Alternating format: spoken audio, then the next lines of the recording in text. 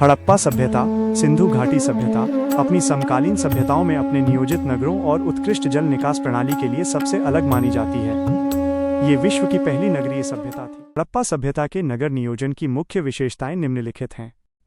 1-2 भागों में विभाजित नगर। अधिकांश हड़प्पाई नगर 2 स्पष्ट भागों में बटे हुए थे। पश्चिमी टीला दुर्ग, ये भाग ऊंचाई पर स्थित था और ईंटों की चहारदीवारी से घिरा होता था। यहाँ संभवतः शासक वर्ग या प्रशासनिक अधिकारी रहते थे। इसमें विशाल स्नानागार और अन्नागार जैसे महत्वपूर्ण सार्वजनिक भवन स्थित थे। पूर्वी टीला निचला शहर, ये क्षेत्र अपेक्षाकृत बड़ा था लेकिन कम ऊंचाई पर था। यहाँ आम नागरिक, व्यापारी और शिल्पकार रहते थे। 2. ग्रिड प्रणाली, जाल पद्धति।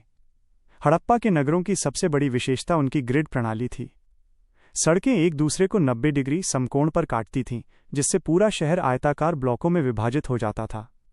मुख्य सड़कें उत्तर से दक्षिण की ओर जाती थीं, जो काफ़ी चौड़ी होती थीं। 3. उन्नत जल निकासी प्रणाली, ड्रेनेज सिस्टम। सभ्यता की स्वच्छता व्यवस्था आज के दौर के लिए भी मिसाल है। प्रत्येक घर से निकलने वाली छोटी नालियां गली की बड़ी नालियों में मिलती थीं। नालियां पक्की ईंटों से बनी होती थीं और उन्हें पत्थर की पट्टियों या बड़ी ईंटों से ढका जाता था। सफाई के लिए नालियों में बीच बीच में मैनहोल, नरमोखे बनाए गए थे।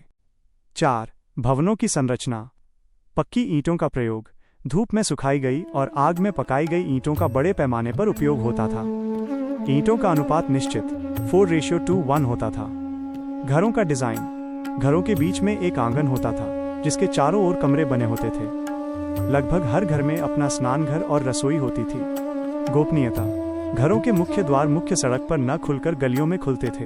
लोथल इसका अपवाद है, जहां द्वार मुख्य सड़क पर थे। 5. महत्वपूर्ण सार्वजनिक निर्माण। विशाल स्नानागार, मोहनजोदड़ो, ये धार्मिक अनुष्ठानों के लिए उपयोग किया जाने वाला एक विशाल जलाशय था।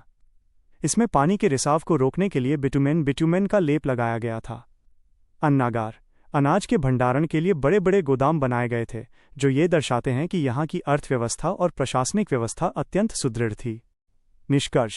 हड़प्पा का नगर नियोजन केवल निर्माण कला ही नहीं, बल्कि उनकी नागरिक सुविधाओं, स्वच्छता और सामाजिक संगठन के प्रति उनकी संवेदनशीलता को भी दर्शाता है। इसी कारण इसे नगरीय क्रांति का प्रतीक माना जाता है।